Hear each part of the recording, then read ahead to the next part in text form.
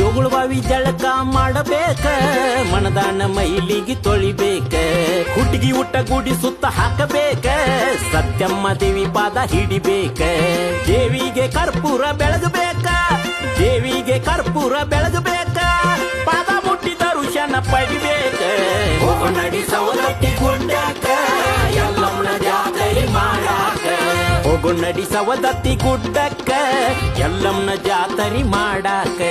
ಸವಾರಿ ಬಂಡಿ ಹುಡ್ಬೇಕ, ಸವಾರಿ ಬಂಡಿ ಹುಡ್ಬೇಕ, ಉಧೌದೋ ಎನ್ನುತ್ತ ನಡಿಬೇಕ.